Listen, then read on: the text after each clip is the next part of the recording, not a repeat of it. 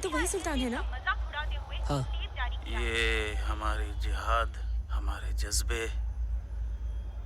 और हमारे शाद इरादों का मुसलसल अंजाम है। ये कत्लो आम और ये धमाके अब नहीं रुकेंगे। मैं बस अब हिंदुस्तान की आवाम और हिंदुस्तान की गवर्नमेंट के नुमाइंदों को मौत देता रहूंगा। समझ में नहीं आ रहा ये सब क्या हो रहा है। वही तो बात है, अगर कुछ समझ में नहीं आता तो उसके बारे में सोचकर अपना मूड खराब करने का क्या मतलब। चैनल बदलो और एमटीवी देखो। हीरो कार्टून लगा, हीरो कार्टून लगा, हीरो कार्टून लगा, हीरो कार्टून लगा।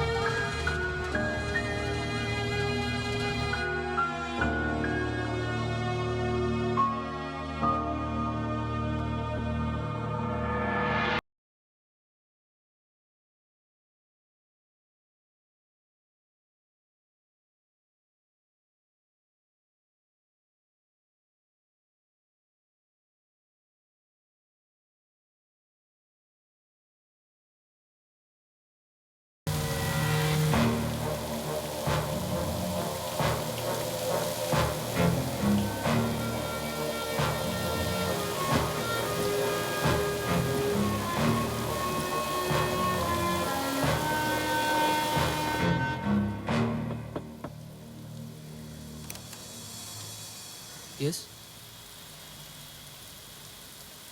Ahmad Hussain, Mumbai police, special cell. गाड़ी में कॉफी पी रहा था। Actually I don't mind one more. Thank you. Military intelligence wing से आपके बारे में पता चला। तुम तो जानते हो कि दिल्ली में क्या हुआ। ब्लास्ट में कुछ 100 लोग मरे। उससे मेरा क्या लिंक है? सुल्तान,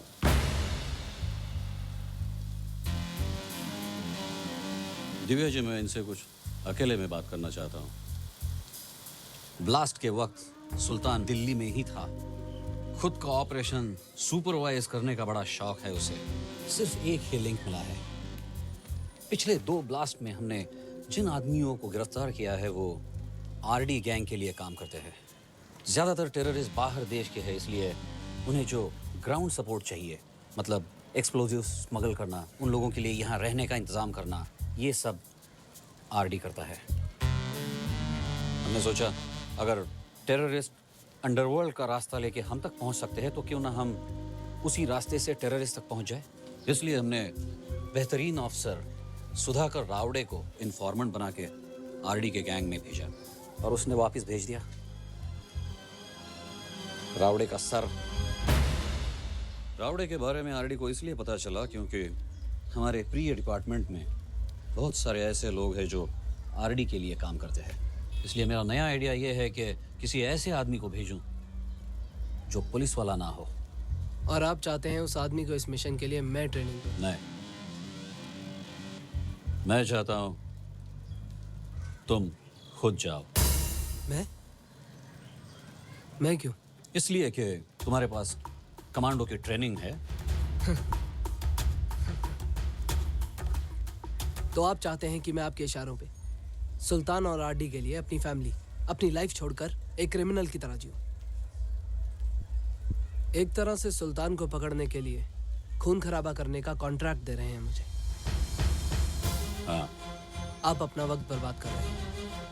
आर्मी में बहादुरी के लिए इतने मेडल्स जीत चुके हो तो डरपोक तो नहीं कह सकता तुम्हें। कहेंगे भी तो मुझे कोई फर्क नहीं पड़ता। तो तुम काम नहीं करोगे? आप मुझे धमकी दे रहे हैं? तुम जैसे नकारा लोगों को धमकाने से भी क्या फायदा। देखिए, मैं आर्मी छोड़ चुका और अब एक आम आदमी की तरह अपनी जिंदगी जीना चाहता हूँ। दिल्ली में जो मरे वो आम लोग ही थे। हाँ, तुम्हारे कर्नल ने बताया कि कंट्री से ज्यादा तुम अपने फैमिली को इंपॉर्टेंट मानते हो।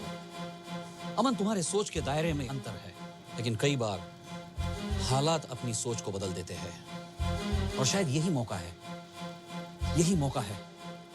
हाँ, तुम अगर सोचने के लिए वक्त चाहते हो तो ले लो। नो, आप टेररिज्म से लड़ना चाहते हैं? Good luck to you. मुझे इसमें कोई दिलचस्पी नहीं।